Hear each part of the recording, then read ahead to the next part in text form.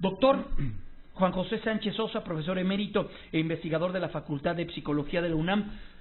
Buenos días primero. ¿Qué tal? Gracias, en verdad, la semana pasada platicamos con usted, medio accidentado porque por desgracia también se activó la alerta sísmica hace 8 días, este sismo que se registró en el Istmo de Tehuantepec. Doctor, ¿cómo convivir con esas imágenes? Para empezar, estamos teniendo experiencias que nos impactan mucho, entre otras razones, porque no las habíamos tenido nunca antes. Esto las hace relevantes perceptualmente, es decir, vemos cosas, sentimos cosas, oímos cosas que jamás nos habían ocurrido, y eso muchas veces no solamente despierta una reacción de alerta, sino puede despertar una reacción de alarma, como lo vemos en las imágenes. El ser humano está, por así decirlo, ha evolucionado, entre otras cosas, ha sobrevivido gracias a que está alerta de las alarmas y a que funciona rápido ante ellas. Esta función está muy biológicamente determinada, pero por supuesto, si uno tiene la sensibilidad, pero no tiene las destrezas para actuar ante una emergencia, pues está corriendo riesgos adicionales. En realidad, lo importante no es tanto el reaccionar, aunque bueno, está claro que hay que reaccionar adecuadamente a la emergencia. Lo importante es que no continuemos en nuestra cabeza suponiendo que la emergencia es idéntica a la de hace un día, a la de hace una semana, a la de hace un mes, porque entonces nos desgastamos mucho, nos fatigamos y probablemente empecemos a enfermarnos, empecemos a sentir cosas que no hemos sentido nunca en cuanto a reacciones orgánicas, fisiológicas, y que pueden ir desde el insomnio hasta sensaciones y dolores que nunca habíamos tenido, etcétera. Y esto es porque no estamos listos para adaptarnos a esta evolución natural que van dejando los desastres, y que todo parece indicar que pasa por una serie de, no voy a decir etapas, porque entonces se supondría que todas son iguales, pero sí que hay una secuencia de hechos que nos van afectando de manera diferente, dependiendo de qué tan preparados hayamos estado para la propia emergencia. ¿Qué es el estrés postraumático? Esta frase que hemos escuchado durante las últimas semanas y que nos han alertado incluso autoridades, escuchaba Armando Agüed en algunas entrevistas sobre posibles situaciones que van a venir, consecuencias a raíz de este sismo para quienes lo padecieron, pero también para quienes vivimos en un área sísmica como somos nosotros aquí en la República Mexicana. Así es, podríamos decir que hay básicamente 3 o 4 niveles de cercanía con el problema y que van a determinar mucho cómo reaccionamos. Uno es naturalmente las personas que estuvieron muy cerca de la pérdida importante de vidas, de la pérdida de propiedades, de la pérdida de situaciones vitalmente indispensables. Uno segundo es la gente que ayudó, la gente que trabajó muchas horas, muchos días, que vio muchas tragedias. Otra es la gente que ayudó a los que ayudan, y así sucesivamente. Es decir, hay una especie de, digamos, mapa concéntrico, y que dependiendo de la distancia, de la intensidad emocional que genera el problema, va a ser nuestra reacción. Y esta reacción depende de muchas cosas. El estrés postraumático es un cuadro clínico complejo, tiene una serie de síntomas, tiene una serie de características. Algunos de estos síntomas son totalmente físicos, otros síntomas son prácticamente totalmente psicológicos. Estamos irritables, estamos enojados, estamos muy tristes, no podemos dormir, nos peleamos con todo el mundo, etcétera. Pero mucho de esto es perfectamente normal, dependiendo de cuánto tiempo dure. No es estrés postraumático. En el temblor del 85, los datos de la atención que dimos en sentido psicológico, lo que nos dicen, y esto coincide con la mayoría de las cifras internacionales, es que el estrés postraumático le da aproximadamente entre 4 a 6 de cada 100 personas, pero no de cualquier persona, sino de aquellas que estuvieron más cerca de la tragedia, más cerca de los cambios impresionantes que se ven cuando se cae un edificio, que hay una gran cantidad de gente corriendo, que se oye una voz abajo de un escombro que está pidiendo auxilio y a la cual es muy difícil llegar. Estas personas pueden desarrollar estrés postraumático, pero no necesariamente lo van a desarrollar porque hay otros antecedentes que lo determinan.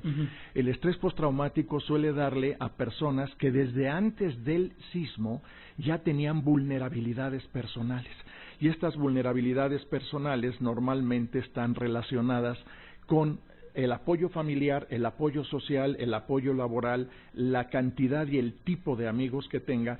Y una de las fuentes más importantes es cómo lo criaron desde pequeño. Es decir, si una persona... O sea, ¿su formación impacta? Desde atrás, desde la infancia. Wow. Si una persona tuvo una familia sólida, una familia apoyadora, si se le reconocían sus esfuerzos, y esto se extiende a la primaria y a veces hasta la secundaria, entonces esta persona va a desarrollar lo que se llama resiliencia, es decir, una resistencia a la adversidad. Normalmente son personas que tienen muy claro aplomo, que son sólidas, que pueden dar un consejo, que no resienten de una manera tan extrema las reacciones emocionales que todos tenemos. Esto hay que aclararlo, todos las tenemos. El problema es que nos duren demasiado, que sean demasiado intensas.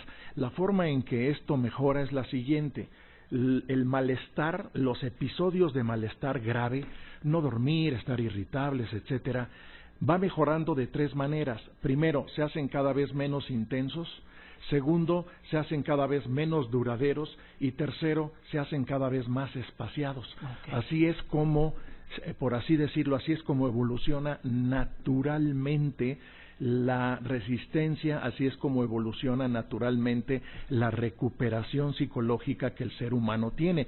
Pero claro, si tenemos una persona que de principio era vulnerable, era lábil, no tenía destrezas adaptativas, no tenía una solidez emocional que le permitiera adaptarse a lo que otras muchas personas sí se están adaptando, esa persona sí puede desarrollar estrés postraumático. En estos estudios que se hicieron desde el 85 y se hicieron mucho antes en otros sismos importantes, una de las cosas que se nota mucho es que ni son todos los que están ni están todos los que son. Esto quiere decir, hay personas con una historia de vulnerabilidad, una historia de poco apoyo, una historia de poca red social, etcétera, y sin embargo no desarrollan estrés postraumático, es una proporción menor. Y por el otro lado tenemos unos poquititos que desarrollan estrés postraumático, el cuadro clínico completo, y parecieran no tener aquellos factores de riesgo. Entonces nos estamos viendo ante un cuadro que de por sí epidemiológicamente tiene características relativamente bien conocidas y que clínicamente también tiene procedimientos que ayudan mucho a las personas. Lo que no debe creer la gente es que el estrés postraumático le puede dar a cualquiera y que le puede dar en cualquier momento y que le va a dar a mucha gente. Es relativamente raro, pero sí, claro, tenemos que estar listos porque seguro que va a haber algunos casos. Estamos platicando con el doctor Juan José Sánchez Sosa. Él es profesor emérito e investigador de la Facultad de Psicología de la UNAM. Profesor, ver la televisión, hemos hablado mucho de la gente que ha estado pues inmersa, de la gente que vio desplomarse un edificio o que padeció en carne propia la pérdida de algún ser querido, o de los rescatistas. La gente que estábamos detrás de una pantalla, detrás de un monitor, viendo las historias, conociéndolas, sintiendo empatía. En muchas ocasiones yo he enterado de gente que llora detrás de una pantalla al ver estas historias que terminan con un final feliz, que logran rescatar a alguien, pero que también que logran encontrar un cuerpo. ¿Ahí qué pasa? ¿Hay algo que queda en nuestro subconsciente? Sí, hay una reacción emocional. La reacción ¿Esa empatía es normal? Esa empatía es normal y de hecho se ha hablado, hay algunas propuestas teóricas de que hay un estrés por empatía. Es decir, tenemos una especie de sufrimiento vicario por ver a alguien sufrir. Esto es un conocimiento relativamente bien establecido, pero lo importante es qué hacemos para recuperarnos. Una de las cosas que puede retrasar nuestra recuperación es mantenernos enchufados al noticiero. A la tragedia y estarla viendo una vez y otra vez. Si a eso le agregamos que la gente con la que vivimos nos hace comentarios, nos relata tragedias de varias personas, nos recuerda la intensidad, nos recuerda el dolor, nos va a costar más trabajo recuperarnos de este problema. Pero el otro extremo tampoco conviene. Es decir, el decir no creo, no veo, no oigo, no me expongo en lo absoluto, me resisto a hablar de eso tampoco ayuda, porque si tuvimos una situación dolorosa, cercana, importante, va a generar un duelo normal. Y si ese duelo le hacemos una serie de cosas que no debemos hacerle, se va a complicar en un duelo complicado, se va a convertir en un duelo complicado, y el duelo complicado, su primer problema es que dura mucho. Entonces, lo que tenemos que hacer es ver cuál es el peso relativo emocional de lo que nos está ocurriendo, entender que una enorme cantidad de las cosas que estamos sintiendo, que nos están pasando, que están afectando a nuestra familia, que están afectando nuestro sueño, que están afectando nuestro apetito, son normales. Bajo estas condiciones son normales, empiezan a ser anormales y a requerir ayuda profesional cuando duran demasiado o cuando son tan intensas que le estorban a nuestro vivir cotidiano de una manera que prácticamente lo inmovilizan. Entonces sí tenemos que intervenir, pero la mayoría de las veces, la mayoría de la gente, si tuvo estos antecedentes habituales, que por cierto son muy frecuentes en la cultura mexicana y quizá en la latina en general, nos vamos a recuperar. Y claro, hay una especie de curva normal. Hay personas que se van a recuperar de una manera aparentemente milagrosa, muy rápidamente, y otros que les va a tomar más tiempo. Lo importante es identificar aquellos que ya pasaron 3, 4 meses y siguen con los mismos problemas. Esas personas requieren acercarse a un profesional bien entrenado que les dé un servicio especializado. Ahí tocó un gran punto, doctor Juan José Sánchez Sosa, profesor emérito e investigador de la Facultad de Psicología de la UNAM. Atención psicológica con expertos. ¿Cómo? ¿Cuándo debemos de levantar esa alerta y ver que nuestro niño en casa pues está más perturbado por ver las imágenes y que nosotros pues como papás o como gente adulta no tenemos esa capacidad de tranquilizarlo? Tenemos que llevarlo con un experto, incluso nosotros mismos. Así es, lo importante es identificar cuando el malestar ha llegado a tal extremo que ya no estamos pudiendo hacer cosas, que ya no podemos ir a trabajar, que no dormimos, que estamos teniendo dificultades. Que llega a suceder, ¿verdad? Llega a suceder. No es muy frecuente, pero llega a suceder. Tenemos problemas muy graves con la familia, nos peleamos con todo el mundo en el trabajo. Cuando estas cosas empiezan a tener extremos que están estorbando el funcionamiento habitual de nuestra vida o le está ocurriendo a nuestra gente en la familia, tenemos que buscar ayuda profesional. Muchas veces es ayuda psicológica, hay otros extremos donde hay necesidad de corregir un imbalance químico en el cerebro y entonces se requiere quizá un medicamento, una intervención psiquiátrica. Esto se diagnostica y se ve de manera tal que la decisión profesional que se toma es: esta persona vamos a darle un tratamiento psicológico de esta naturaleza, pero esta otra persona requiere un tratamiento que por lo pronto necesitamos restablecer un equilibrio rápido y después vamos a pasar a otro tratamiento que puede ya no ser medicamentoso, pero que va a requerir un seguimiento a mediano y largo plazo.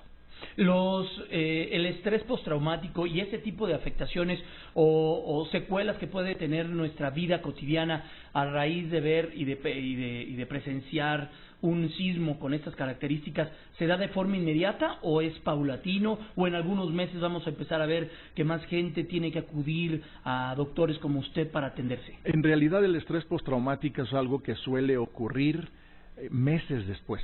Okay. Y no solamente meses después, entre 3 y 4 meses, a veces 2 y 4 meses.